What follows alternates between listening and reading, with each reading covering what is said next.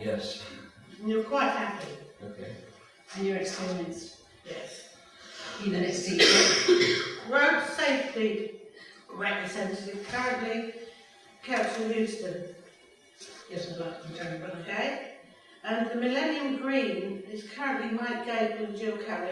I think the clerk has spoken to Mr. Gable and I've spoken to Mrs. Cowley, and they're quite happy to carry on as they are, and I think they're doing a very good job now. They're really getting the place up and running and getting some interest in there, which I think is excellent. And the National Trust, Councillor Miles, I think is very keen to carry on in that role until the election. Now then, we've got the 30 minutes question time. Who would like to start this? Arthur? Yes, thank you. When we had the officer from the police, Rebecca here, I brought up the neighbourhood watch to her, so we haven't been informed of the AGM for the last 2 years. And she said she'd look into it. She used to run the neighbourhood watch. Yeah. And police Cap Quinn came to us because she said it's still going forward. And she brought up the subject of Shalfleet. Now, Shalfleet needs the neighbourhood watch as they have not at present. And myself and Bob Nelson, who's the coordinator for us wide, are quite prepared to give a talk to any ensemble in Shalfleet. But it's just a question of getting the venue and interested people to a certain site. I was hoping Pam would be here to. Pam's away, I'm afraid. What? But that can easily wait until the autumn or whatever. But just have thoughts and take it forward from there later on. The biggest majority of Shalfleet people tend to go to the lunch, don't they? They do. It might be worth approaching gently the people that run the lunch when Pam Mars is back. She's one of them, and just asking them whether they don't mind, because bearing in mind they don't want to get inundated with people talking at them all the time. But it might be quite happy if any of them have concerns about the area.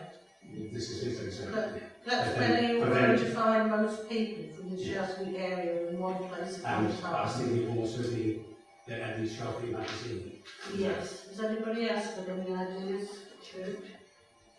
Yes, you could ask for people as well, or at least go, isn't there? So We do have a notice board. we have notice boards, don't we? Go find it. Might worthwhile tapping up Bill. You just have a lot of contacts there that might be able to give you some counsel as well beyond counsel line.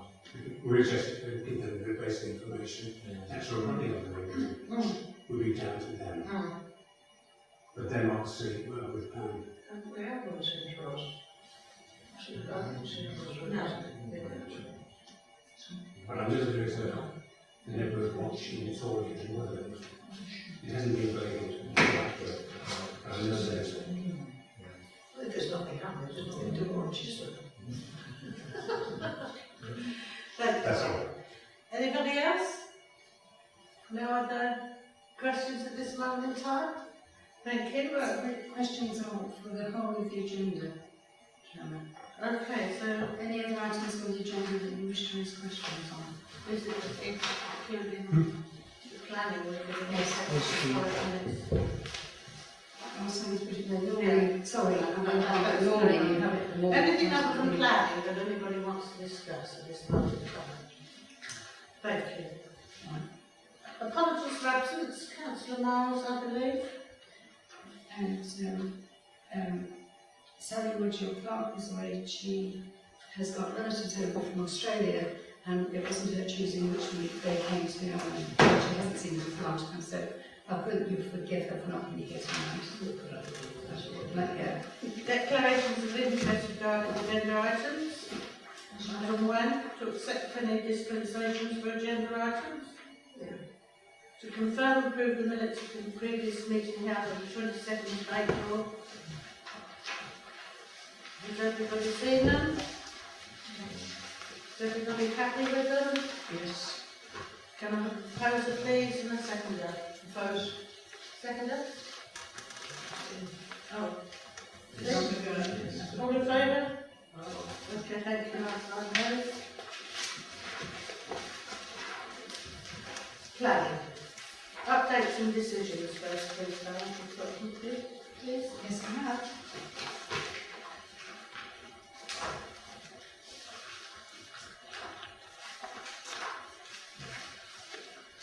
Right.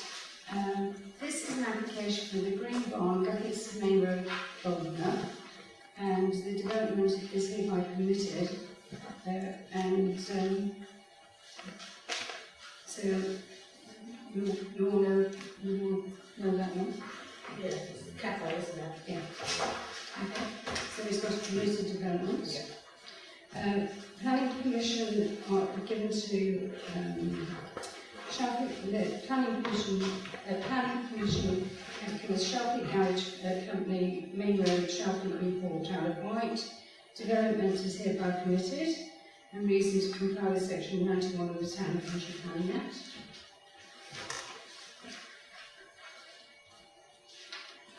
The next one is Seaways Main Road, Boulder, Yarmouth, and development was permitted on that one. And there is a refusal of planning permission, and that's on Woodlands, Hamster Road, Cranmore. And the reason given is the Alcohol Plan Core Strategy identifies the application site as being situated outside the defined settlement boundaries and this falls within the wider rural area. The proposed development would result in an additional dwelling situated outside of a development boundary away from services and facilities with limited access to alternative transport methods, which would result in an unsuitable form of development that would be reliant upon the access by private car. The local need to put forward has not overcome harm, which would result from the development, and there are no exceptional circumstances that would outweigh the concerns regarding the principle of the development. Thus, the scheme will result in a form of development that would fail to comply with the principles of sustainable development as required by the established planning policy framework. The principle of the scheme is therefore considered contrary to policy SP1 of the Island Plan Core Strategy. I find that very odd. Yeah. Because there's two houses on there. And it had been granted planning permission. Yeah. That's not to say that they might not go to appeal. Yeah. Yeah. So I think it is a matter of watch the space on this one, to be honest. Is that the last of them? And that's the last one there to be noted. Okay, we get on to the planning that's coming forward now. Shall we start with the first one, which is land adjacent Meadowview, Main Road, Bolton, proposed detached dwelling, detached garage and parking. Is there anybody here that wants to speak on this? Okay, if I could just say a few words, because it's, it's between two, there's a garden between two houses, with a made up lane in between. It's an infill. So personally, I can't see any problem with it. I don't know how anybody else hears. No objection. Now, I know there are two people objected to it, but I'm not sure on any legitimate grounds. The Island Roads, I think, have been approached by the applicants, and they said it was fine except for, I can't remember the details, something had to be done to make access or safety better, to do with the access. That's all I know. Other than that, Was it coming out onto the main road? There's I two don't houses think down there. I don't think it was the main road, it was, I don't think the width of the road to go down. There was something there, and I couldn't remember exactly what it meant. Hope I've got the right place. But there was a lot of... It's probably taking away some of the verge. No, it's not, because No, it's not. it's already there. Something was... It's in the middle of it. There's a house on the road, and there's a house, Hugh Kendall's house was there. Something about getting into access to the house, and I don't know, it's the road, I haven't been there, but is it very narrow? Well, it's not the widest, but it's no narrower than our lane. Sorry, the island of things, it was just saying it needs to be wide enough so that there's a car coming out, Yeah. that a car can get in, and pass at the entrance, rather than having to wait on the road and cause a safety issue. Yeah. That's Well, very I'm sure fair. that would be sorted. But that's, you know, Yeah, yes, yes. In the design and access statement, It's in the plan. it addresses that point. Anybody else got anything? I have some comments. I think it's important that we maintain consistency in our comments across everything and anything we do. And on the face of it, it's an infill development. It's not on a public highway. It's a on the street. However, part of what we have as a kind of ourselves and some of our beliefs are around kind of the need that drives these things, and the need that's driving this is a need for bedroom executive homes, which I think is stated in the planning and access statement of design. I just need to be aware of that, in acknowledging this and inconsistency, we must apply that to other people that come along. It's not just about where it is and how it's sited and whether it's ugly. Physically, I can't have any objection to it. I agree it's infill, it's not creating another ribbon development on the road. But it's that consistency, similar to what we had a moment ago in terms of woodlands, about how that was creating, it felt it was creating another building and going against core policy without kind of a need associated with it. Let me just draw your attention that this is what the fact is stating, and I've got no objection to the physical, what it's doing, but we need to apply that consistently. Well, we did approve, wouldn't we? I didn't think we didn't actually believe in that instant they were actually building another building, did we? We thought that they've got 2 buildings there now, they're going to go back to 2 buildings, there was no additional building, but we considered that they were providing. And that's what I just want you to think about, is that a decision by ourselves now in support of this has to have absolute consistency, that anybody who's building another building without that need for being social housing or having a caring for someone, that we couldn't stand up and say a particular plot in Wellow or Shalfleet that was standalone, it might have different visual circumstances, but without that business need, I find it difficult to be consistent and to say yes. That's my only issue really with it. Thank you. Anybody got any more comments? We should have to look at every individual application, absolutely individual, don't we? Yes, you have to. And really, if it's an infill, I can't see any problem with it. People are building in gardens all over the place. Can I just make one piece of suggestion to you? I can totally see where you're coming from. Yeah, And it's a very logical argument and it's good. The only thing is, with planning, you must have a planning ground to turn it down. Do you want to know what that is? Yes, It please. doesn't adhere to the core policy of having a business need, sorry, not business need, a proven need outside of the development area. It's outside of the development area and it doesn't have a need established apart from to build a 4-bedroom executive home. And that is not really stated in anywhere in our parish documents about how we're trying to increase the number of 4-bedroom executive homes. I don't want to get down into. I'm just trying to that to your attention. I can understand And it's that. a consistency thing rather than an objection to a particular development. Now then, that's the plan there. Right, so where is it outside the development zone? Well, there is no, it's not in a development area. It's not in a rural service area or. If it's outside a defined settlement area, and Brenda's mentioned people build houses and gardens, they do within a defined settlement area. Yes.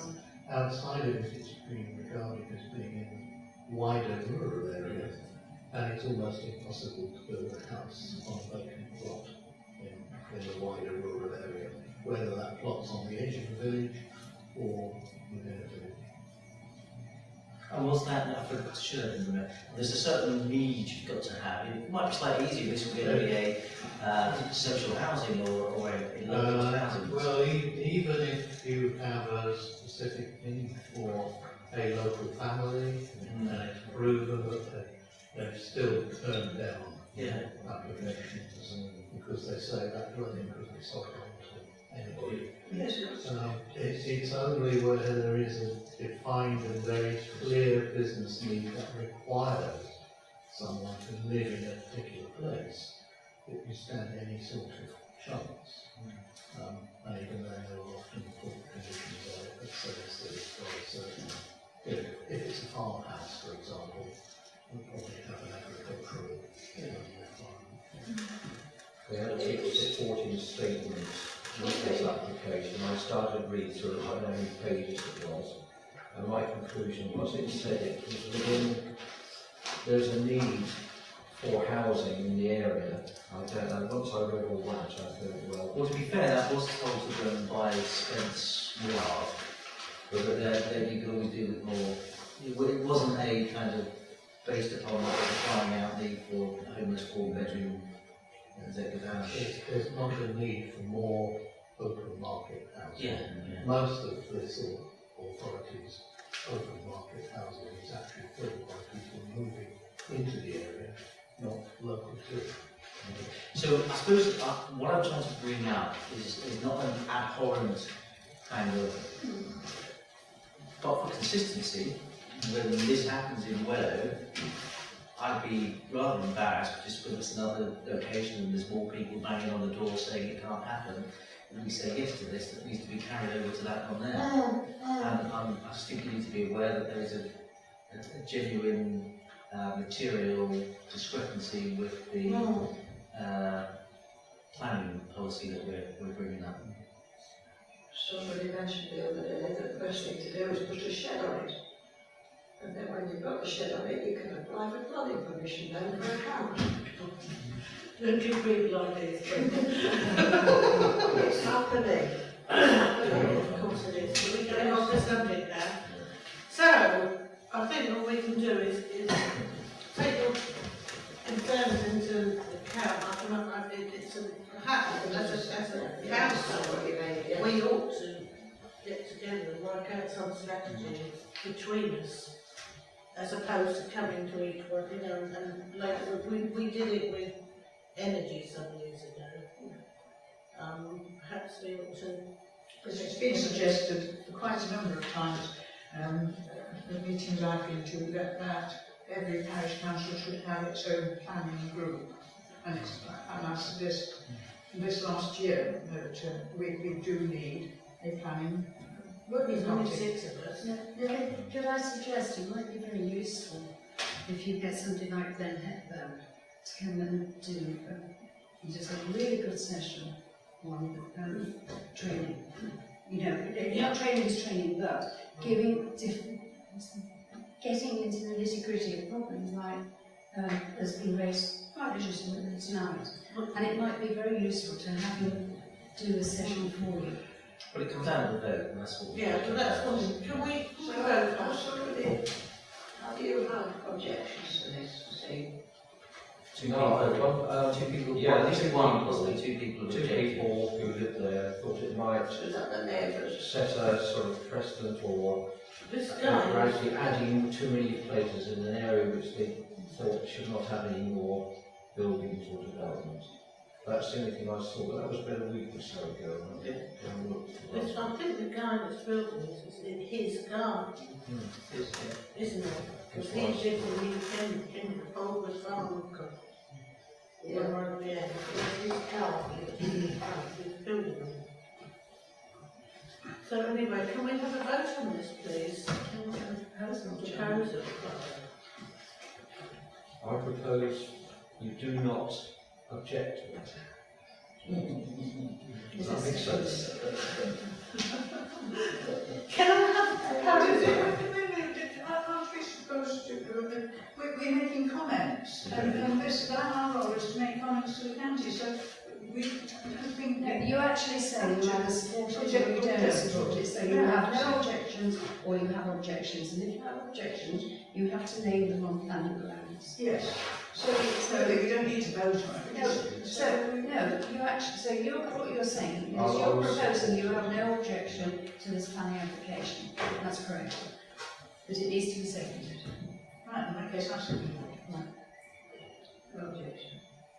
So, You're proposing that we accept this application? no objection. No objection. I don't support the motion. Fair enough. I'm no objection. So it's agreed. It's just said. But seriously, you have a right to write your own comment also into the. I'm not feeling particularly emotive about it. Enough.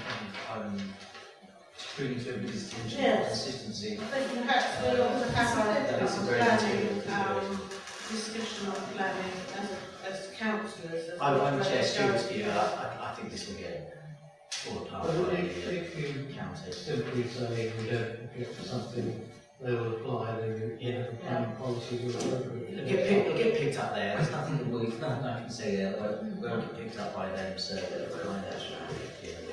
Thank you, Madeline. All right, let's write our patches. I'm sure there are some people here that wish to speak. David? Yes, thank you. Come round a bit. See whether they hear me. Right. Good evening, ladies and gentlemen. Thank you. I've passed around, every councillor should have a copy of this little pile of papers here, and I hope that many of the residents will as well. Everything that I'm going to speak about over the next 5 minutes is on material planning grounds, and it's taken from that first sheet that I've highlighted. You'll see in fluorescent day glow the points that I'll be covering in the talk. So everything is based on material grounds. The first one is A, paragraph A, which I've marked on the left-hand side, which is the paragraph number letter. Previous appeal decisions, in November 2013, the planning inspector refused an appeal by the applicants, giving one reason that in her opinion the business is not sustainable. Now, coming to B and C, taking those together, which are the issues of highway issues and noise and disturbance. Well, let me just say this is a large 35 kilowatt wood-burning pizza. And it's capable of producing 180 pizzas an hour. Now, whilst the case officer, Russell Chick, wouldn't give us any further details, there's no doubt at all that this is the one that where it's actually being put forward in the plans. Now, on the 13th of April, it said, this was in the planning committee, Councillor Hollis said, Mr. Chick, at the moment I'm not sure whether they're allowed to cook food. Are they allowed to cook food? Russell said, I'll just check what the current condition says. They're allowed to serve light refreshments at the moment, so I understand cooking facilities there are minimal. It's food such as paninis and those sorts of things. The applicants confirmed to officers that they don't intend to change the cooking equipment at the site, and in fact you'll notice that there is a condition that says we need details of the existing cooking equipment to be submitted to officers within a month if this application is approved, and that there won't be any change to that cooking equipment beyond what they've got once that's agreed. Councillor Hollis said, I think that third-party representation objections we had impact of odour and litter, so I take it they're actually having problems with odours now. Mr. Chick, the environmental health officers confirmed that it's actually referred to in your report. There have been 2 complaints about odour related to the site, and that neither complaint has shown that there is nuisance. And that's because of the duration and the odour, which would seem to be too short to cause nuisance. The residents here would beg to differ. Now, paragraph D, smells and fumes, unpleasant smells. Now, the locals to the north of the site have experienced unpleasant frying smells for a long time. Last spring, 2 complained to the EHO, and he then later closed the complaints without even contacting the complainants. In November 2015, last November, the owner told the locals, including 2 parish councillors who are here tonight, the locals had mentioned frying smells, and he said, we don't fry here, it's more likely to be the smell of my breakfast cooking. Look at my waistline. Now, During a much earlier site visit, we had an email following a Freedom of Information request. The Environmental Health Officer's report says a double deep fat fryer, a hob, 2 microwaves and a panini grill. Now all of this, according to Mr. Chick, was to cook paninis. So, now we go on to toxic fumes. Now I have a booklet here which I've passed. You should have it's quite a thick little booklet called Health Effects of Wood Smoke. I don't expect you to go all the way through it. We're not talking here about wood burners, you know, ordinary little wood burners that you have at home. We're talking here about a 35 kilowatt pizza oven burning potentially from 10 o'clock in the morning to 8 o'clock, or could be, if they have a variation, later at night. And it does refer to the nature of the problem. On page 7, I highlighted under what is wood smoke. Well, it contains carbon monoxide, organic gases, particulates and nitrous oxides. Many of the chemicals are known to cause cancer. So just to stress, that isn't to say that the occasional residential use is especially hazardous. There's a huge difference between your 8 and your 12 kilowatt used at home, or 15 even, which is I think the limit, for a few hours in winter, but not 365 days a year, all day long, potentially. Page 8, they answer the question, why is it a problem? Well, apparently it's the microscopic particles that are too small to be filtered by the cilia hairs in the lungs. So they go right deep down into the alveoli, and when they lodge there, they continue to be a continued risk of causing cancer or irritation. On page 9 of that booklet, under general effects of wood smoke, apparently it decreases lung function, it makes existing lung disease worse, and increases with the concentration and exposure time, which one would expect. Apparently it aggravates asthma, emphysema, bronchitis, arteriosclerosis and cancers of the nose, throat, lungs and lymph system. On page 14 and 19, under wood smoke and cancer and populations most affected, wood smoke contains many toxins that have been proved and or closely linked with cancer.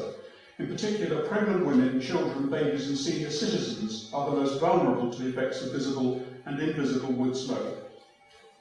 Now, to another point is paragraph E on the material planning considerations, capacity of physical infrastructure.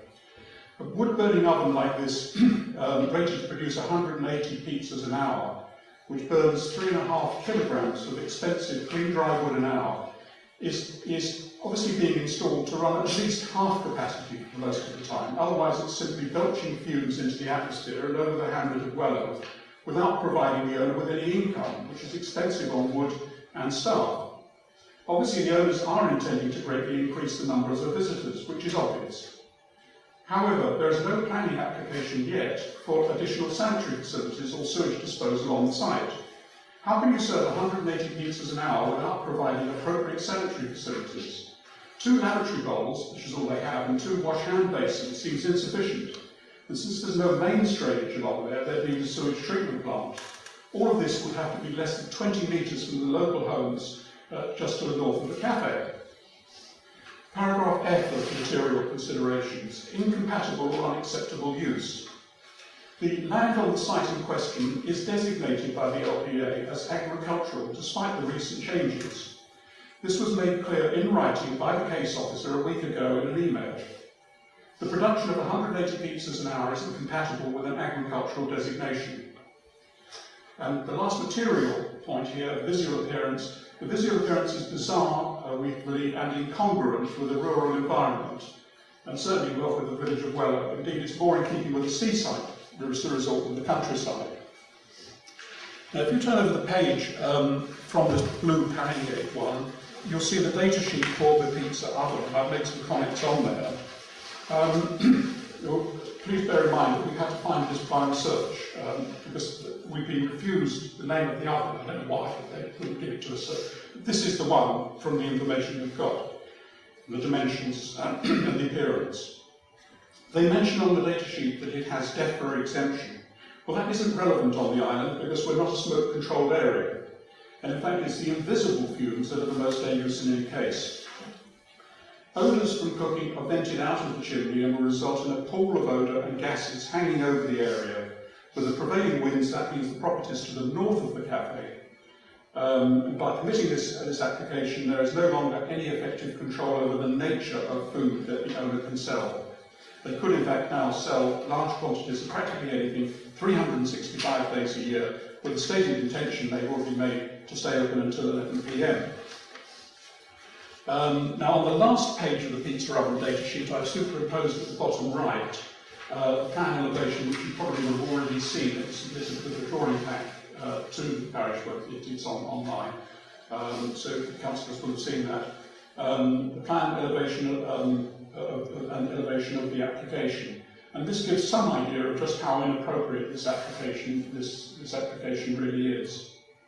Finally, the last piece of paper in the pack that I've given you is from a sort of official consortium called the Wood Fuel Cooperative, and they address some of the issues in sourcing wood, and apparently it really isn't that easy to source good quality, clean wood for burning, you know, it's a question of where you can get it, and if you can even get it in sufficient quantities. So, just in summary, I would finally like to respectfully ask you not to approve this application, because I believe it would significantly alter the nature of work and would be a health risk and an unacceptable source of bad odours in the adjacent and facing properties. Thank you. Thank you. Anybody else wish to make comments on the application before we discuss it? Or is everything been covered by Mr. Walter? Yes, thank you. Lady behind? I was just going to say, if it's 180 pizzas an hour, surely they're planning to do takeaways, which again will be another. We can't comment on that because we don't know. I mean, we can have an we don't know that that's what they're planning to do.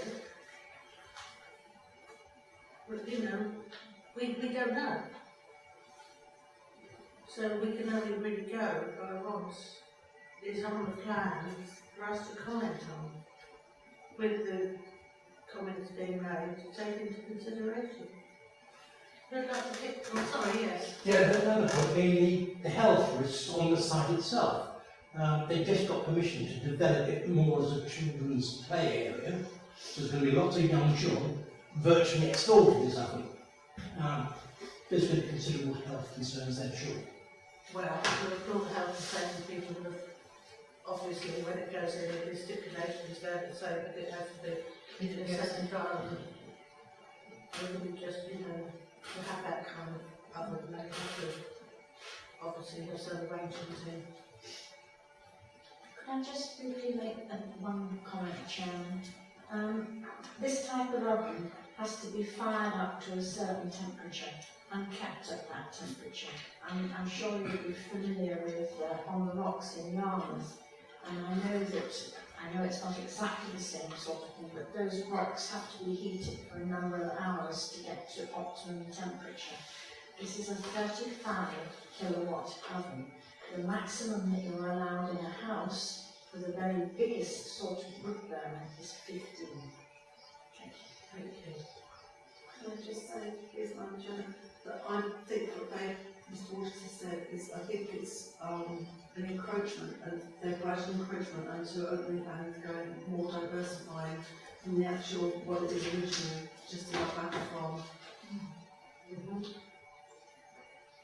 Who'd like to start? Oh, sorry. Just one more comment. Beg your pardon. I hold patent in diesel engine and fuels, problems with diesel engines, and wood smoke is more dangerous than diesel engines. So it's an extremely dangerous fuel. I think that's good brought out. Here we go. Who would like to start this off? Well, I can comment on when I read the application that I was bemused that I'd missed something somewhere, because it's somewhere they quoted themselves as almost like they've got permission to open until 11 or 11:30. It's mentioned there somewhere in this application, and I was puzzled by that because I'm not aware that they were given permission to do this. I understand they were given permission for other things, but the time, I believe, was limited. 8 o'clock. 8 o'clock. Well, it's got something other than that down, I'm not sure. Yeah, it's like an expectancy. When it comes to real facts, I have great sympathy with anyone who lives here, but I feel this is an unknown thing to me. I don't know what the effects are going to be, because I would rather wish I had some real figures from the place, but we can't have that. How do we know it's going to be so poisonous? I know some of us have doubted the figures of people visiting the place. I don't know where they got the thousands of visitors from. I've never seen anything that substantiates this as a proper business venture. And I feel there are a lot of sort of questions about this, although it's difficult to separate facts from what you think may happen or might happen. I just feel very uneasy, that's all, and it makes it very difficult for me because I've got to see both sides everywhere. I hate to say I hate this man and what he's doing, etc., etc., because he's an entrepreneur, he wants to make a business. But there's something about the whole affair that disturbs me, that's what I can say, which is perhaps not for good. That's what I being feel. honest, that's fine. Yeah. So, in the absence of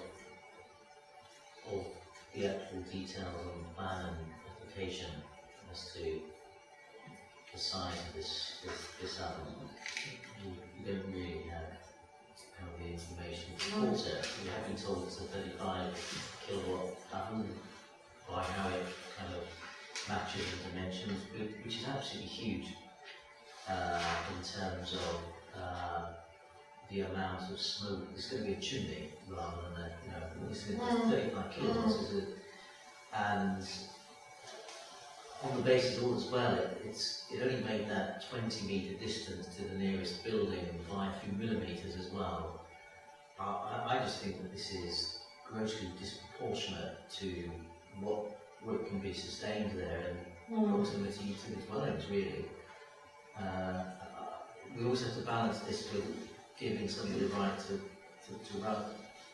to earn a living and to run a business, but this again seems quite disproportionate in the absence of knowing what kilowatts it is. If it is a 35 kilowatt oven and being only just in the tolerances of the nearest dwellings by millimetres rather than anything else, it's not something that I can support because of the impact on the local houses around there in terms of the fumes, which is fairly kind of huge on that 35 kilowatt oven. I don't think they're going to be doing 180 kilowatts an hour, 180 liters an hour, but that doesn't make a difference because if somebody says you've got to fire it up, you've got to have a certain temperature, you've got to put a certain amount of wood in there. That is huge. A lot of water, I can tell you that. Those pizzas are going to be the most expensive pizzas in the internet, I think we'd have more effect in objecting to it if we said that it would affect the badgers that are in the field. Or the alpacas. There were alpacas, there were badgers at the top of the field, whether they're still there or whether they're still there. Thinking about how planning officers word things and what they look at, as we've been saying, you can only look at what's in front of you. We've been told that they want an oven, but we haven't been told what oven it is. It's solid. It's been described as solid fuel. Solid fuel. They might suddenly change their mind and have a coal-fired one. We don't know what solid fuel. We don't know what oven. So my comment to the planning people is: would they get some more information before they represent it, and would they alter that figure from the 2,300 hours down to the 20 hours, 2,000 hours that it is now approved. So those are basic comments. Helen and I were at, we were shown around, was it a year, 2 years? I can't remember. A year ago? Last year. And I'm sure in the conversation he stated he would like to do some pizzas not masses of things like this, but it seems, I can't remember the figures unfortunately, but it seems like what he would like to happen has grown in that time. This is where I start getting concerned. Yes, but the planning is, is the county going to allow this to take place? I think it's on the side extension to Cafe to provide a solid fuel other is what we have to vote on and decide on I tonight. think what you're saying is that we can't actually come to a in the absence, we don't have sufficient information here to support it. And in the absence of that, one has got to support it. And I'm not trying to stop somebody doing business, but I am concerned that we are letting a 35 kilowatt oven go. If that's what it could be, then I think we cannot support it until we get clarification. This is a few kilowatts, then I think we need to be a bit more circumspect on that. Could I suggest that one of the things you say is the application is incorrect, because if the terms of opening are not what have been given, and he hasn't actually applied for an extension, then that's one of the things you can really go hard on. I suspect that this application was probably written Before the last other one one was was, yes. It seems to line them up really. Yeah, we'll have that one next month. Jane, one of the things that Mr. Robert hasn't mentioned, but may be material ground for objection, is that they have said that they are providing light refreshments in connection with the alpaca business. In other words, it is subsidiary. I think if they're going to have this kind of cooking equipment, one of the issues would be whether they should have a full planning approval for Because on his the website cafe it says restaurant, meals. not for the planning approval they currently No. have. So I think that is a separate issue, and they should be asking for that sort of permission, which would turn it into a completely different business from something ancillary to an agricultural use. Don't I have? The other thing also, could you not think that you could actually say that you consider it to be a totally inappropriate development for this area, and that you use the effects on neighbours. You know, it doesn't harm you to put your concerns about the housing that is very close and other things in it. You know, because it actually then makes planning officers think, oh, hang on a minute, you know, there is some really genuine concern in that village about this application, and maybe look a little deeper. We've tried all that actually. This is a slightly different one. But we can keep that. But, I mean, for example, when they were proposing to build an asphalt plant in Kells, all the objections were about. Eventually it came down to issues about particulates and emissions and that sort of thing, and traffic movement on the road in that case. So you can obviously put in whatever you want, but there will be 2 or 3 key things that they absolutely have to look at. And that will be smells, emissions, it will be appropriate planning approvals for the nature of the business that they are now aiming to run. And don't for a minute think that it's going to be able to produce 180 pizzas an hour for several hours a day and sell them anywhere. Not unless it goes down and we'll go. Proposal in a second. Could I actually suggest if you're wanting to do something, you know, and say you do not like it, is that you go along with the wording and probably a bit fleshed out that Councillor Hutchinson has suggested, and anything else that we can find. No objection to it? Yes. Yes. Object? Yeah. So what have we got down then? We've got.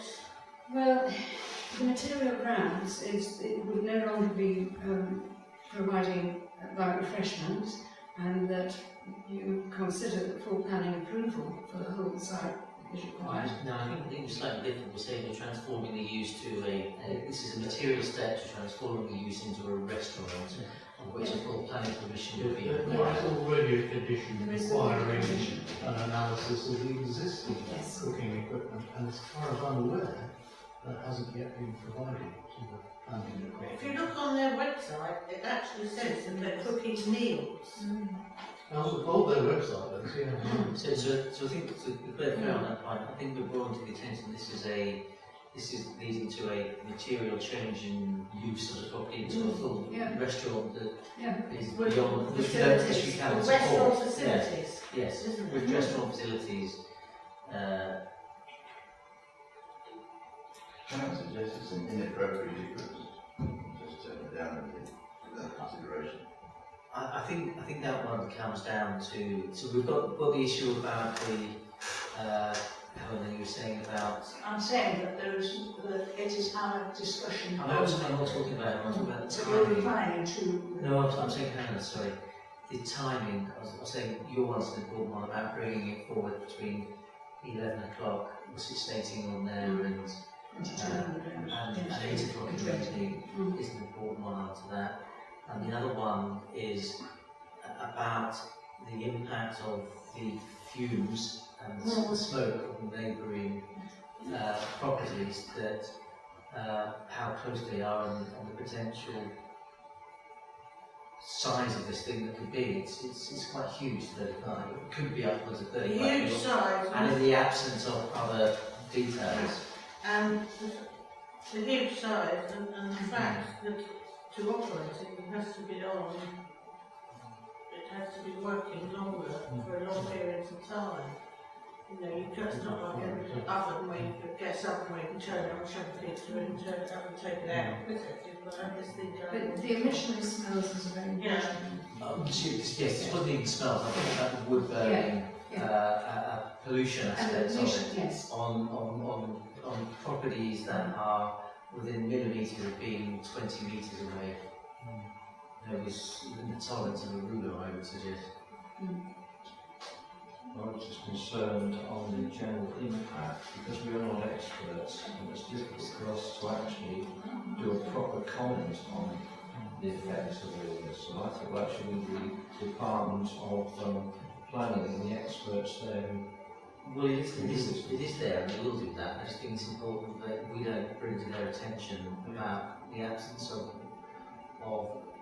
the size of this oven. It could be 35 We have kilowatts. very strong concerns about the general impact of all this. You just have to consult the environment people. They'll have to. They don't have to. They will have to. They will have to, yeah. Charlotte, could I just come up with a quick? New Barn Farm is actually closer than 20 metres away. One of the properties.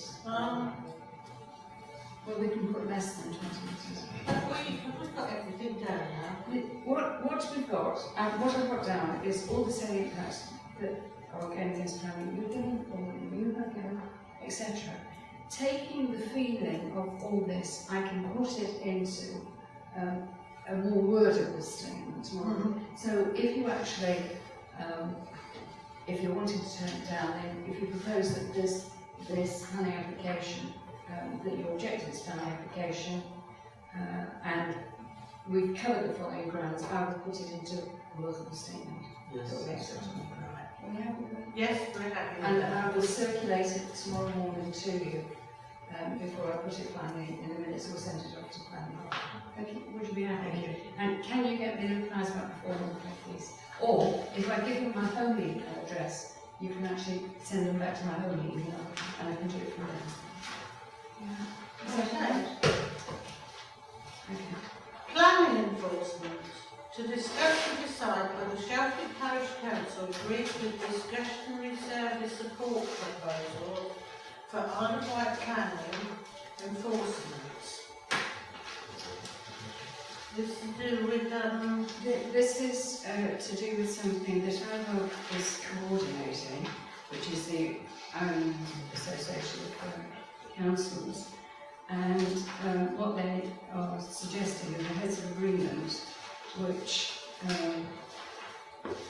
it will be between, not our, because they can't do it on your behalf, but it will be between the Isle of Wight Council and the councils, town parishes that take part in it. And at the back you'll find there is a suggestion of the amount of what each parish, if they wish to take part, would pay. And Shalfleet's contribution will be £447, and that's based on the population of 1,546. But when this was first raised at Airlock, and Helena, you said on this, it was actually raised for the employment of an additional enforcement officer. Yes. And suddenly it's totally changed. Yes. No? Yeah. And it's totally changed, and it's not, it's actually for somebody to be looking at reviewing whether particular notices would be comply with, doing work on to see whether 2 or 5 section notices, to actually look at them and things like this, which was totally different from how it was sold to town parishes at that meeting, because both of us were there. And what they're now proposing is that all planning enforcement inquiries are actually sent into the council online, as this is your part of the agreement, to report on all matters raised through this process to their own planning committee, to attend regular training on enforcement matters, that's what we're expecting you to do, to participate in twice yearly review meetings and discuss strategy matters, priority with second parties, and to gain common understanding of general strategic principles and priorities of the membership, and communicate this to the second party, and to raise matters of priority with the second party, which is the Isle of Wight Council, on an impartial, without reference to individuals. The only problem is, not every one of these councils are going to be taking part. Not every one of these councils belong to Airlock. No. Some of them belong to Howe, which is not true. And the move is that, from what I gather, there are a lot of councils considering joining Howe. Well, it was brought up that we still haven't had our Westwood Councillors meeting yet, but we've asked. I don't know what's happening. We were going to discuss about having our own enforcement officer for the West One. The general discussion on it. Yeah, the thing is, I know very well that East Cowes is not a member of Airlock, it's a member of Howe, and I know very well that they do employ somebody to go around to look at some enforcement for them. And that is something as well. Well, I have actually approached Freshwood Parish Town Council and said to them, we want, but at the end of the put day, on the agenda. But at the end of the day, it is entirely up to the Isle of Wight Council as to whether to take action on enforcement. I might be able to add a couple of bits of information that I find useful. Firstly, we know that not every one of the 30-odd parish and town councils will support the request. I know there are discussions going on because clearly we can't have a different level of enforcement in one part of the island to another. You've got to apply for the reason they're asking councils for effectively financial support is because of the huge reduction there has been in the planning capacity. For example, in 2014, the total cost of the planning function paid for by the island council was just under £1 million, about 950,000. And there were, often with the other elements, there were 45 dedicated people working on that. In the next financial year, we expect that almost £1 million to drop to 395,000, and the number of staff in the department has dropped from 45 to 29. So basically, it's dropping. And that's why they're asking councils that are not capped for whatever contribution they feel they want to make. I ask a couple of questions? I must admit, I'm struggling on the first party and second party. Are they basically saying is that you'll put everything online, they'll refer all the enforcement things down to the parish council or town council. The town councils will have a look at them and get back and tell the county council what's important and what's not, and what's actually been proposed. It's as clear as mud. To be frank about it. Well, It is totally as clear as mud. Because when I read this document, I thought, what a load of rubbish. So I think we need to. I think we need clarity. Can I just say that as a principle, I think we really need to support people in terms of planning enforcement in the parish, and that I'd be very willing to contribute to that function. I can't support this because I just really Don't know I'm struggling to see what we get at the end of it. Not the money I'm worried about. I'm struggling to see what we'd really get. What it is looking that you're going to be getting is somebody actually looking at the 215 notices, which is the notices that make it that you enforce. Well, it's all right doing that, but they actually should have a list of the 215 notices anyway. And if they haven't, then why the heck haven't they? When they've had so many staff previously to have actually made sure that there was a list. Is it feasible for us to have our own enforcement? Yeah, but the thing is, you can have an environmental officer, you can have an enforcement, but they will not be able to enforce anything for you because that function is the Isle of Wight Council. All you can do is get them to draw it to their attention. But could the Isle of Wight Council are trying to offload everything, but they're not being quite happy? No, the Isle of Wight Council are the enforcing authority. But could they not employ them cheaply? Not at that £300,000. And we pay them? No, that's what the original. We see what I mean. That's what the original intention was, and it's gone away from it. That's what the grassroots. Stuart, can you translate this? If you can't, then say no. I really need to refrain from commenting about how the administration works. Fair enough. You can't translate. We go back and say what are you talking about then? It's moved away totally from what you want. Yes. And do you want what they are proposing? So you don't understand what they're proposing. I've told you what my interpretation is. Yes. I don't understand it. And anything is better than nothing, but I'm still duty bound to find out what exactly we're getting. Well, what we're paying for.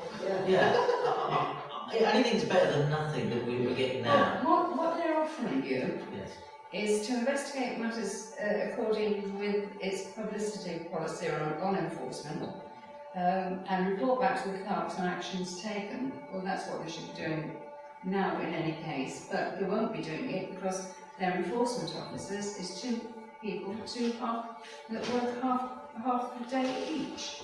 They were part-timers, 2 part-timers. And there's a doubt as to whether they will still be there in their post.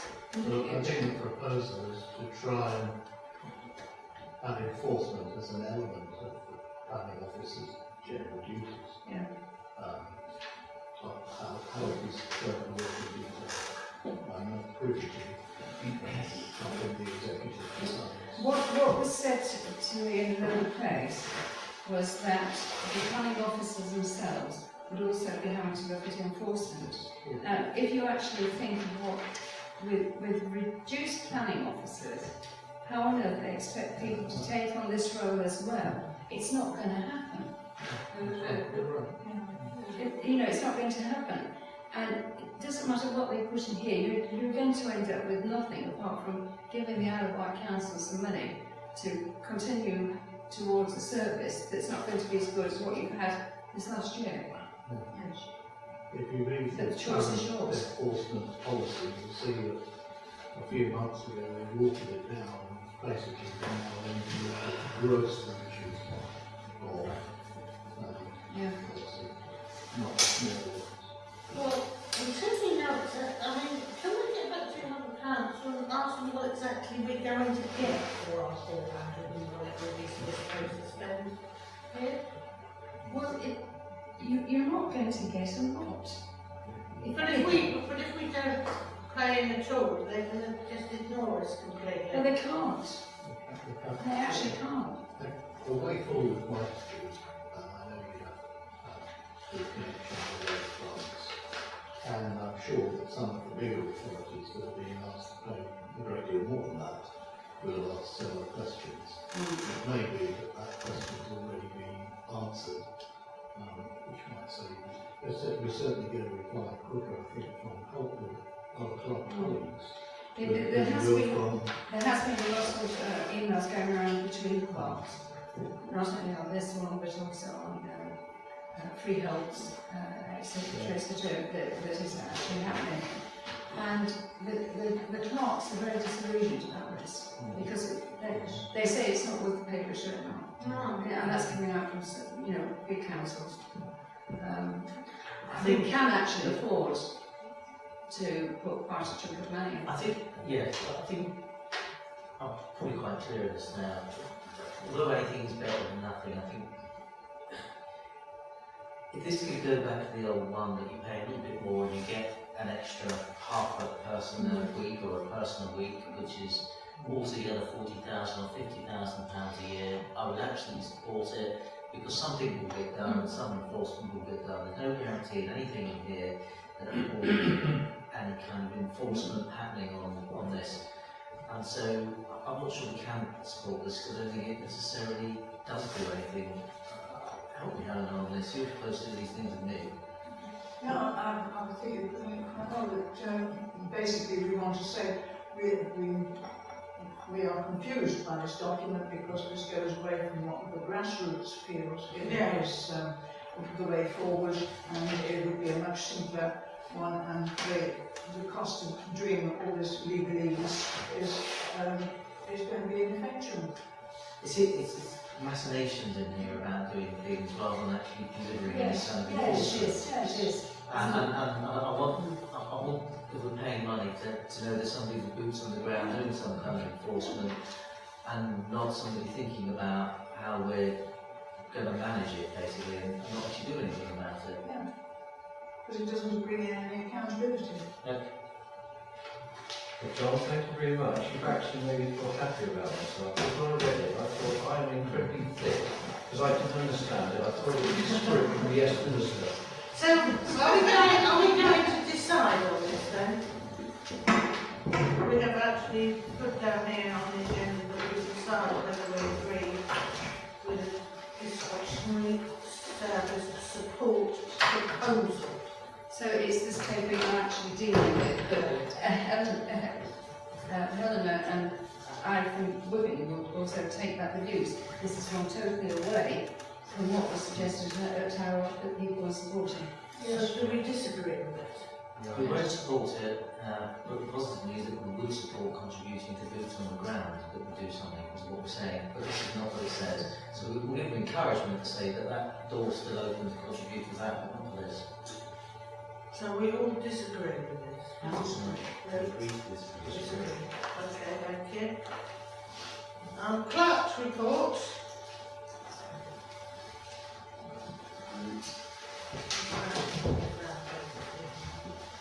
Okay. You've had a report through regarding from Sally, which she told about the pensions, confirmed that she's opted out of Ned's pension scheme within the deadline, and there's no payments going to have to be made into it. With the field, the clerk has contacted Bryanston Landscaping and agreed to send out their health and safety officer to check Mr and Mrs Stewart's lawnmower and hand tools used to quarter the path. They'll also have to take a risk assessment for both the clerk and for the clerk to send it to the insurance company. And the clerk has also arranged for Mr and Mrs Stewart to be added to the volunteers list, so they are covered actually by your insurance. She will let me know if she wants something more updated with this. Dog fouling, I will confirm that only those councils that contribute towards the Environment Officer dog fouling law can make use of their services. I will are asking other councils what they do in this situation. If no feedback, they'll contact NALC for further information. NALC is the National Association of Local Councils. So, do you know anything about that? No. Right. Email account gather Sally had quite a bit of a problem. But white computers have sorted it out, and it's been all right for the last couple of days when I've been using it. So I think it was the capacity, the storage capacity. Is this where we were receiving emails and I couldn't download them?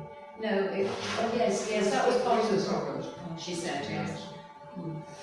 Queen's birthday lunch, cost of renting of flags, which you previously agreed to pay for, will be £37.84, and the cheque sent in its You mentioned the cakes as well, wasn't it? Yes. A recycling centre, Chairman spoke to Iron Roads, who agreed to empty the litter bins more frequently, as this keeps being overflowing. It's been ongoing. Yes. Also, they've also contacted the area ambulance and asked them to empty their bin, and they are actually bringing somebody over to do the whole of the do this around the island. Boulder Viewpoint car park, good news, a new wooden litter bin has been installed. Residents are still pushing for a parking order, but a parking order has come through. They're advertising Boulder Football. 5 hours. 5 hours. But it's going to take a few months before it can actually be that's right. But it's on its way. It's on its way. So that actually happened. 2 years late. Yes. But I was rather surprised actually.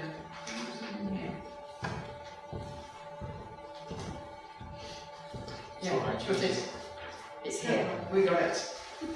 Right. Shalfleet Parish School. The Bibles have been ordered, and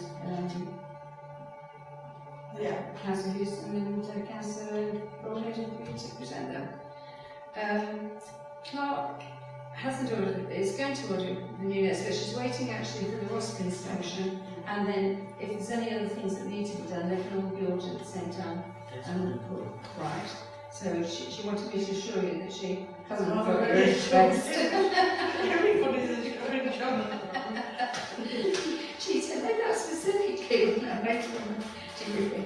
The internal audit the clerk has arranged. Barry Townsend will be doing that on the 18th of May. HMRC checks have been sent to cover the overpayment, see the accounts. Station Road, Clark chased a date for drainage works on the 19th of April and will chase on a return from leave. Shalfleet Grover, Clark liaised with Southern Vectors in West White Sports Centre regarding the extension. Nothing has come in while she's been away. Boulder Field, Shalfleet School have confirmed they won't be able to commit to the Boulder Field project. And Homestead, the track, it's been altered. Yes, it's been, yes. Yeah, and there's also been a result of the traffic survey as well, which shows that the vehicles were 36 miles per hour and of the 85th percentile speed, of which 85% of the vehicles travel at below 42 miles an hour, which is very similar to what was recorded in 2012. Yes, and there is 2 more things. One is self-stranding. And this is coming, we've been asked to make you aware that the announcement of that the West White Coastal Flood and Erosion Risk Management Strategy, there's a public consultation drop-in day on May the 20th at Yarmouth Community Hall. That's a Friday. Some people may know it as the Old Institute. It starts at 2 p.m. and closes at 7. And the purpose is a chance to meet and discuss the proposals with the experts and to take away a summary report. If you have any friends, what we've been asked to ask you is if you have any friends along the coastline from Freshwater Bay to Newtown, please can you alert them to this key event. It's the ones that allow time for you to be actually able to make some comments to people that matter. If you're unable to attend, there will be a second chance at count. If you want to look at the proposals, they can be found in a palatable form at www.coastalwide.gov.uk, and appendices to look at are the A, C, J and D appendices. If you want to go to Cowes, it's on the 24th of May, 2 till 7, at the New Homewood Hotel. Right. The other thing is regarding the post office. We've got that on Oh yeah, right, we'll do that afterwards. Councillors' reports, thank you, Val. Helen? I'd like to, first thing I want to know, we've attended the Newport Minster celebration for his birthday. And then in the evening I was able to attend the lighting of the beacon here in Wellow, and we had a very nice photograph in the country press for that. The next thing I've done is, oh yes, we've got some plants in tubs up in the bridge, and I'm thankful it's raining because the compost dries out so quickly. So if anybody goes up to the office, you can take a jam job and get some water and pour it on, that'd be nice. I've been to a CPRE AGM with how to talk on affordable housing that's happening on the mainland, and highlighted the issues that come with targets and numbers and who gets what and how you protect all the things that we have been saying, and how do we make sure that the properties go to the people, to our own people. And then I was also able to go with the CPI to visit the anaerobic digestive plant at Arroton, so I am now familiar with when it smells and why.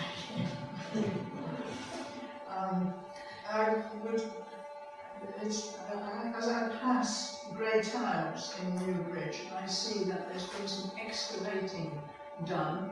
It's not deep enough for footings, but it's a considerable piece of earth moving that's gone on, and there are no notices outside and no gossip, so I'd quite like that to be drawn to the attention of the planning officers. Are you going to notify the planning officers? I can do. Because you can actually describe it exactly what you've seen, can't you? So that's me. Thank you. Steve? Not a lot to say, except that I would thank Sally if she was here for her persistence, sort of on my behalf, for Station Road and Island Road works. We have, I believe, written confirmation that works will be done this summer. Not sure when in the summer, unlike last year. Still a little bit concerned that proper surveys are done before anything else happens in that area, because it's very wet. You probably know a lot more about than me, Brenda. We've had so many problems with water down that end, flooding, etc. Been ongoing.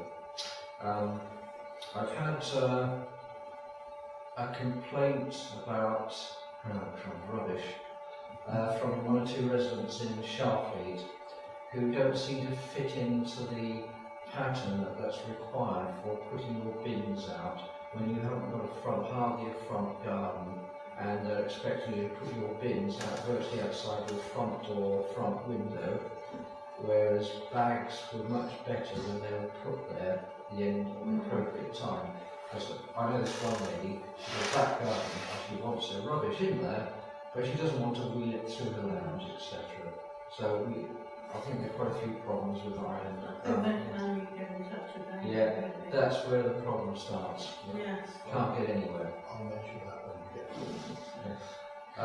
There was something else that's going on in my head now, and if it was important, I'll come back to it. Okay then.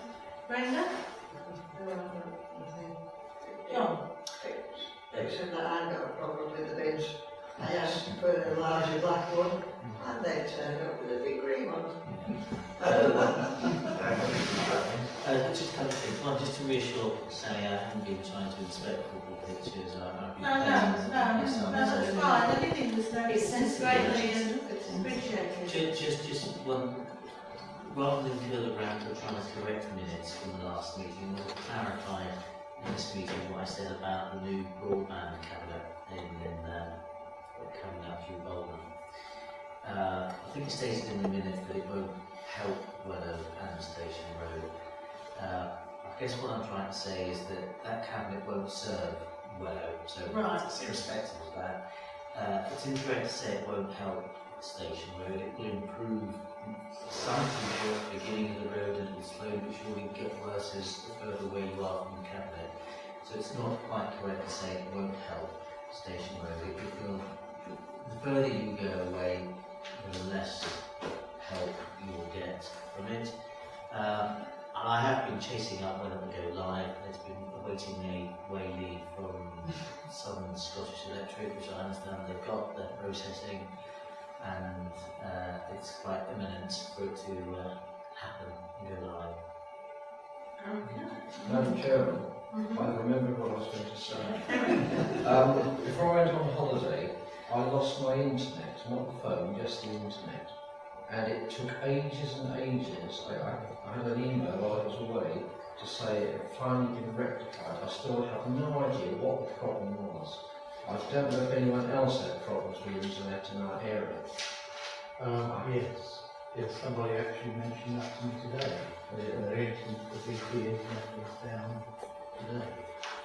So I also read this in the sort of national press or somewhere, people have had problems, but it's quite awkward if you're a council or something. It just went, and I think we're differentiating between a mass blackout of internet and just a small thing, water getting into not a small to cable use. consumer of that, just so if you have a problem, call it up, it gets fixed. I'm not with BT as such, but they provide everyone. Yes, open reach. But I just wondered if other people had had a problem, and I thought, well, I'm not so good. Okay, the only thing I've got to say is flat bin for newspaper. How on earth are you supposed to pick it up and put it in the bin? It's supposed to sit inside your Yeah, but you can't do that. You're not physically strong enough to pick it up over your head. This is it. No, because then the rubbish is on the top, not on the It's tape. very difficult. But there would be a gap from rubbish down the side. Depends how big your rubbish is. It turns out they'd be rubbish. Oh, yeah. Anyways, that's all I was, just a general observation, Stuart. I expect you've been inundated. Yes, yeah, because what's been happening is that the contractor will not, they sent out this thing to every household, virtually every household. A few people have rung me and said, I'm seeing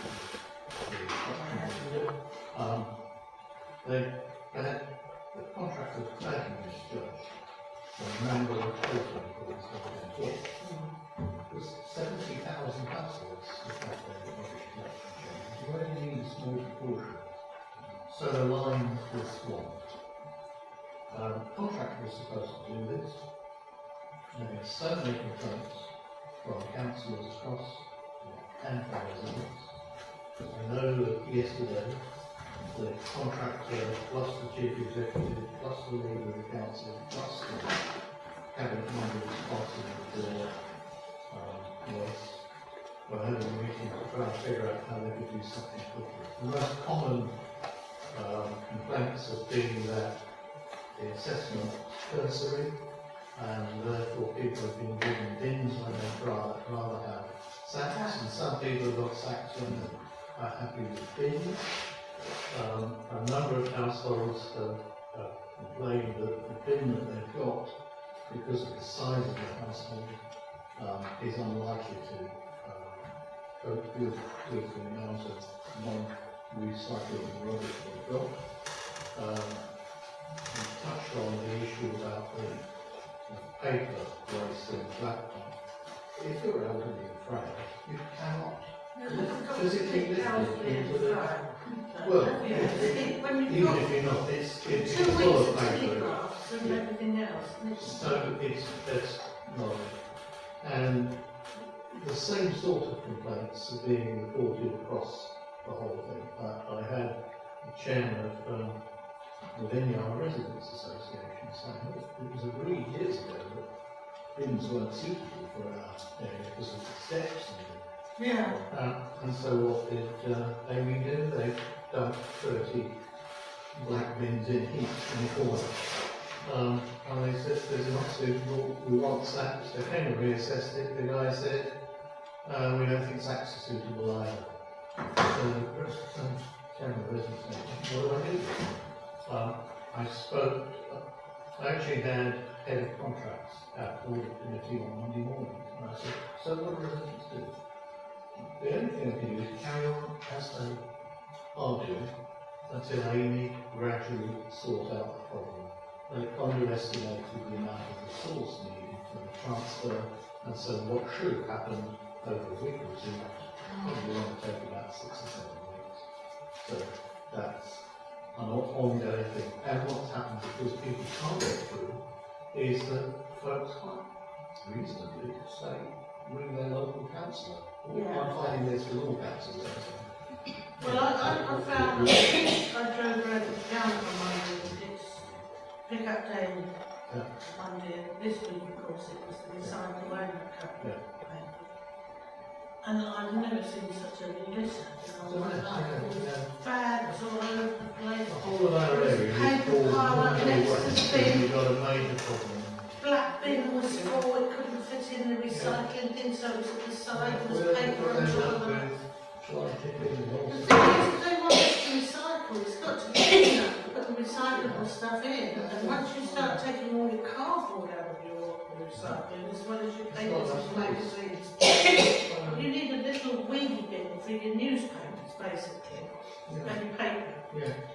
And that's but anyway, Well, carry on. all I can say is that those of us at the sharp end have been beating the officers and the members responsible to get something done as fast as they can.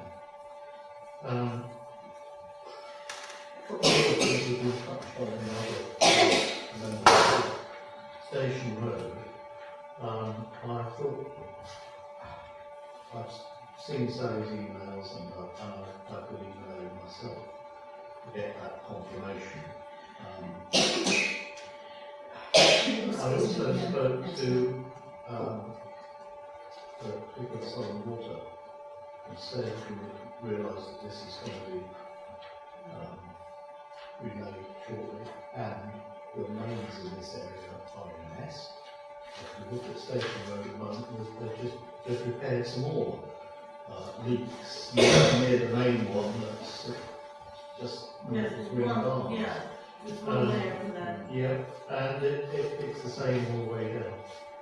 And I said, can you find out what's happening about drainage? She was the customer service manager. About the usage, she'd come back to me and said, "Oh yes, you're scheduled to have the mains repaired on Station Road." And I said, "When?" And they said, "Well, it could be as early as next year." And I thought, well, that's going to be good, isn't it? We'll just put the new surface down, and then come along and dig it up. So, I've been on to Island Road to say, look, if there's any chance of getting that main done before you renew it, please get onto them. But I don't want them to say, oh, in which case we won't do it. No, we don't want another year. So I'll do what I can on that. I mentioned broadband. I haven't been happy with the way in which some of the very rural areas have been treated. Obviously, I'm only privy in detail to what's happened in this ward, because it used to be ward. And there are some oddities. I can't understand, for example, why when with nearly 3 years' notice of an area that has appalling broadband, which is near Warden, so there wasn't arrangement for a new cabinet team. Originally there were 18 89 new cabinets, that has been increased to, I think, about 95 or 6 now, so an extra one. I get worried when officers tell me that we're pretty well at the end of that contract, and so that's it. I've actually, although I can't have a go at them as an individual member, as chairman of the audit committee, I have asked for a report to go to the next meeting in June. I want to know how much I spent, whether the speeds that we've been asked for have been delivered, what areas have not had speed increases, and what they're proposing to do about it. So I know more after that meeting. And last, I just mentioned incidentally, I got so fed up with waiting for a better broadband, I actually ran white fibre and said, anything you can do? I mean, well, you know. Yeah, they came along in a few days. They said, we can give you a high-speed broadband, that's not going to be a problem. You need a little dish on the house, it cost you £50 to fix it. Okay, agreed a date. They rang me a couple of days before that date and said, it's still okay, yes please. Came along, took them 2 hours to fix it. Changed my telephone, changed my broadband, it went up instantly from 1.5 megabytes to 20. That's oh, and it's cheaper.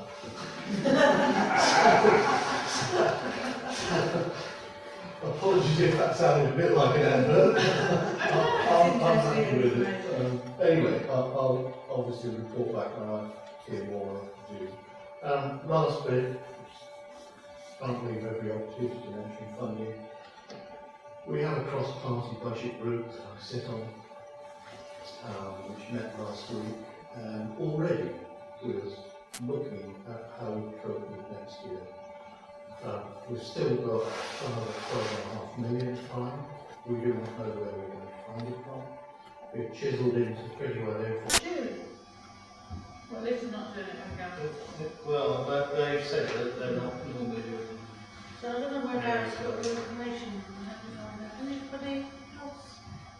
Would I just speak a little bit about the announcement? Would that be? Well, very briefly, because this is a question and an answer. Oh, right. Have you got much to say? No, just to say that reiterating what Stuart. Your elderly population are actually all on the coast.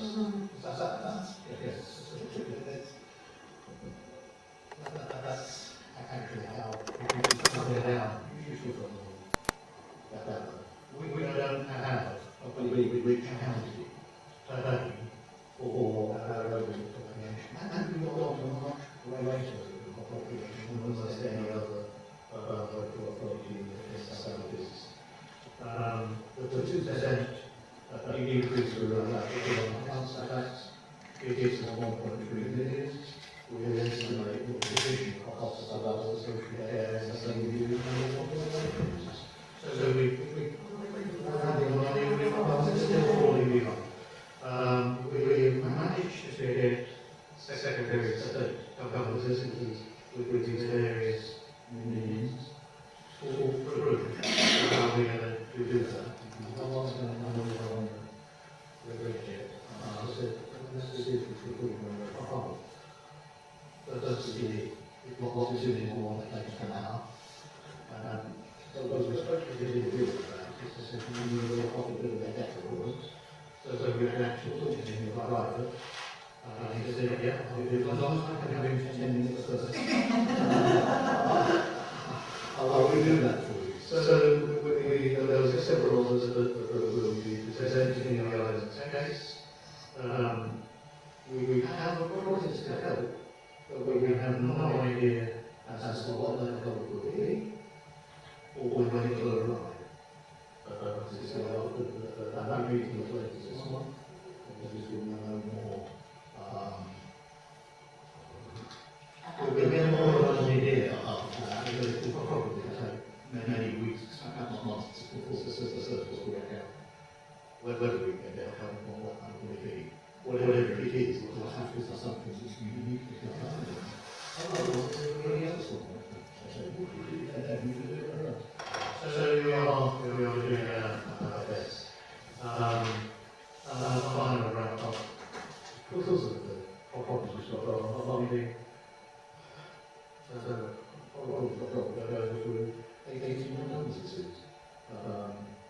reduce our workforce even more. No lack of work, just lack of people to do it. And it's a service of which there are expensive. As a proposal. I don't know how.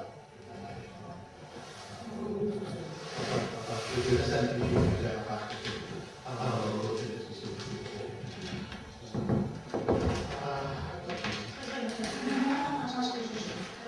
regarding the education and the government legislated and backtracked on it. How much do we pay to deal with our education? I'm guessing now. Yes.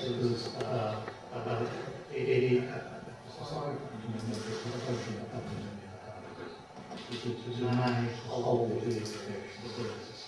That's likely to diminish because we now have a lot less influence over how the service operates. The funding of those direct schools, but we are still required to plan for the size and number of schools we require.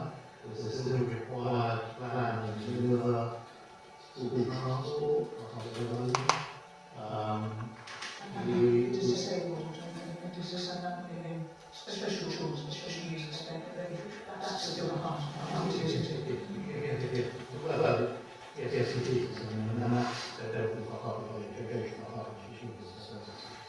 So, I have to say that the support we've got from the country it's like chalk cheese. The difference between the quality of officers that we have money in.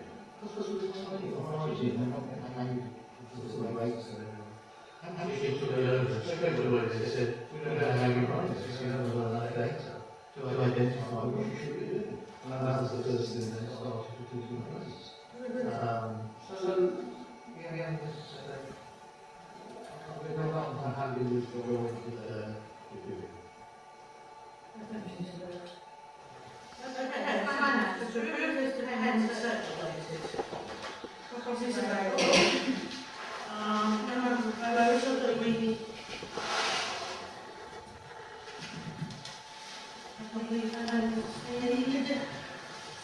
I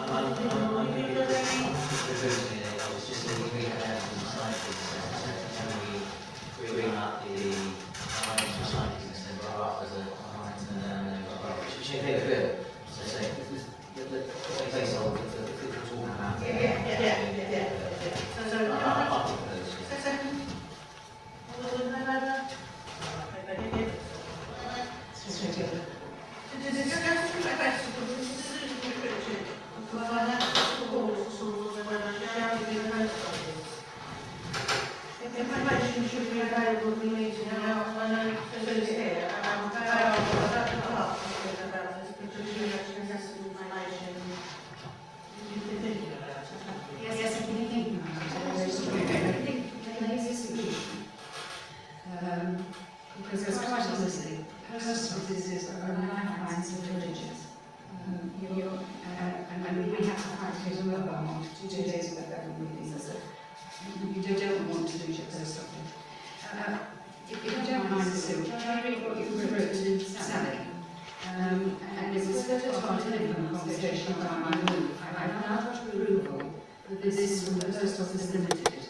Field change advisor and project manager. But as you can imagine, the costings are difficult. It is therefore to try and get quotations for several items required in the new office. But having got them in due course, I'm assured that the Post Office will allow me to then apply for their community funding scheme and most of it will be found. That's good news. However, the actual criteria of building must follow the guidelines, and to this end I myself will have to finance 2 new doors, a step wall partition of the smaller institute rooms. Although I've got no quotations for this at the moment, Sue was wondering if the parish council could assist. I'm not going to say what your salary is, but it is peanuts. For any of the costs, but I will say that the actual rental is £90 a month, which actually is quite a chunk. The whole issue regarding this is complex as my other post office's Shalfleet Parish relies on Nello being kept open, and the likelihood is that 2 offices will close in this area if Wellow can't go ahead with the relocation, and Sue hopes to attend the meeting on Wednesday. Well, I did give it some thought, and there is a solution if the Institute actually became involved in it, and it's a solution that you as a council, if you wished, could actually help. The Institute own the building, don't they? Yes? The Institute could ask the council if they would give them a grant towards alterations of their building. Because we can't be directed to do No. So, but the Institute can actually ask for them for a grant to enable them to do alterations to repairs in their building. That being the case, the council could consider it at another meeting, and then if the council then decide whether we wish to support this or not, and we're not reaching any issues, I'm not going to make a comment as to whether we are. But that is a way that legally money could be obtained for the post office of Wellow to happen. And I don't know whether you actually think I've got a good idea or a bad idea, but it is a legal way that you can do it. Well, I think someone's a little bit more in the dark than you're assuming. As you say, presumably, sorry, I don't know, what we have now currently in Wellow, what's the news? Can I ask? Can I ask? Yes, quickly. If needed, yes. To agree, annual affiliation meeting. All those in favour? Right. Going on from what John did, the correspondence with In the answer, in the interest of time. No, not really. It's just that if you've got anything you want to bring up with the Honourable Greg Clark, as Stuart would say, when he has his discussions with the officers, could you please forward us send them to the other? Send it The other thing is the hashovers actually suggested that in September there is a firefighting. Whether and hoping everybody will join in. I don't know whether somebody's certain it, but if not, she said she was just putting it in the passport. right. Okay. So it's up to you as to anything. That's the next time. Recycling centre.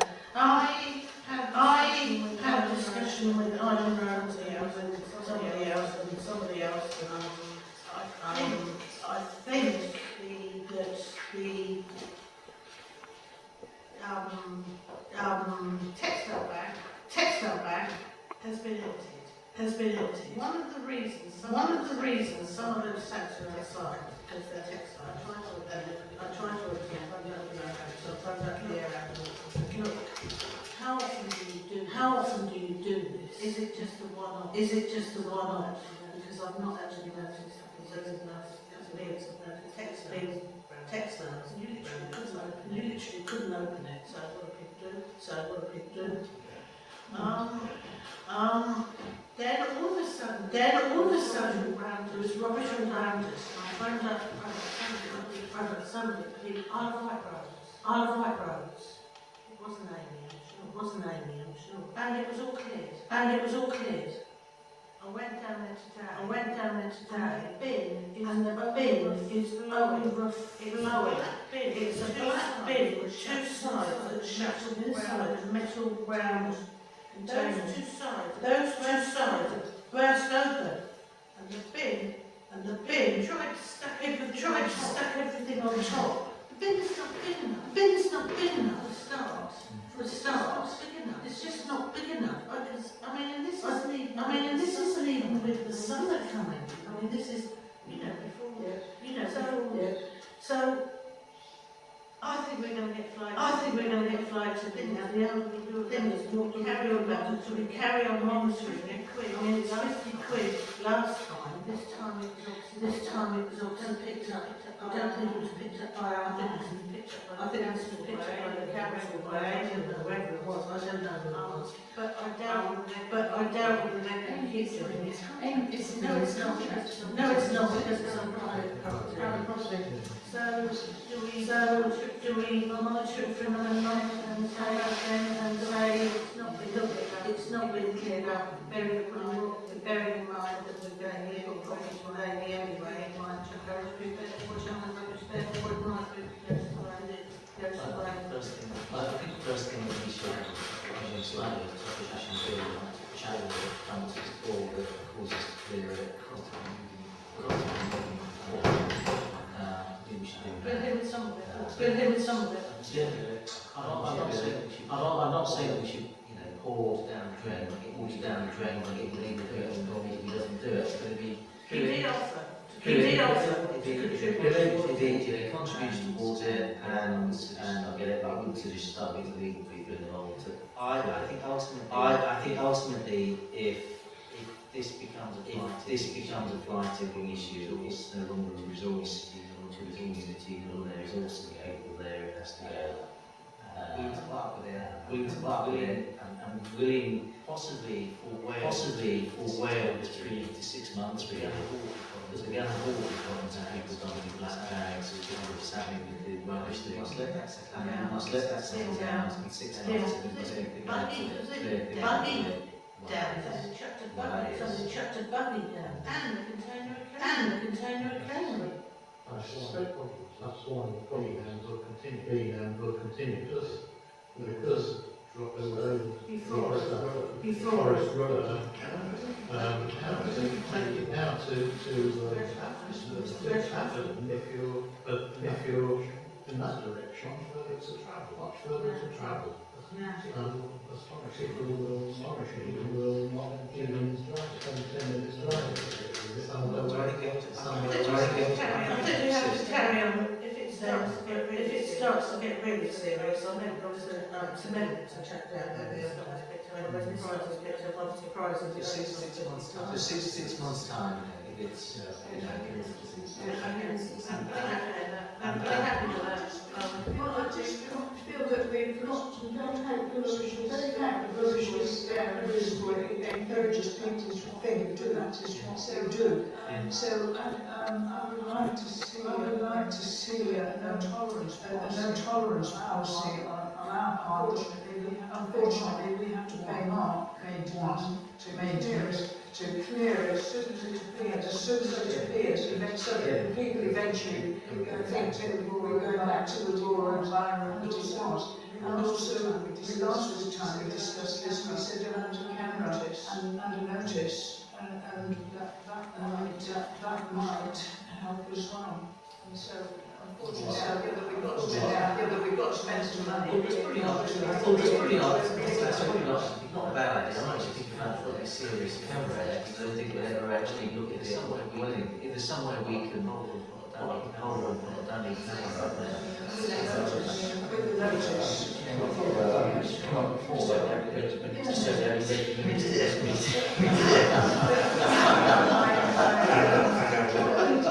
Tolerating it, just saying we want to what I would give it 6 months. If there's any way we can put a hole and some kind of camera up there, it's just looks like it's a good camera. I think we have a sign. There's a problem putting it on as a council putting it on, because some councils have members of actually legal cases, and the reason why they have is especially council castles, council what have you, some dispute act, and some CC family, it hasn't been accounted as being a site, etc., look nice, etc. Those ended up. Those councils are trying to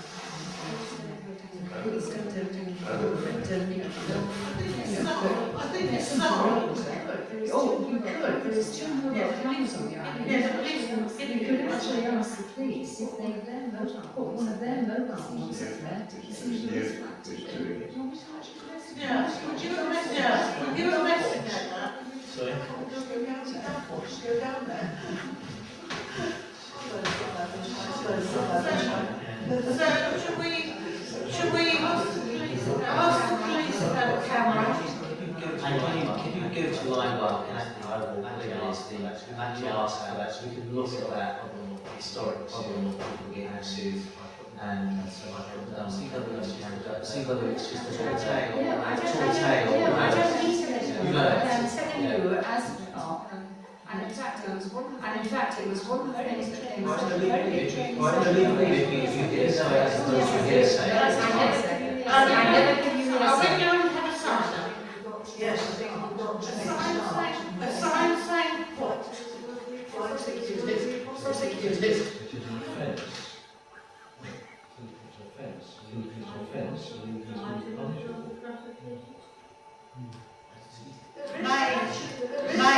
There is something on the notice. Yes, it does say, but it's too small, it's not that big, it's on that big notice with everything else. We want to separate. Yeah, because nobody gets it out. And that is on the bin. Right, I'll make sure the word is Right, okay then, that's it then. Has everybody finished now then? People can go back. We've got one result to do, which is 17th result, or 17th result, Yeah, we are, excluding them. Yes. Are we? Afraid so. It's a Staff issue. That's Nothing to do with the. so the police won't be able to go to the parish office. No, it's just that. We're having a bit of discussion after the staff issue.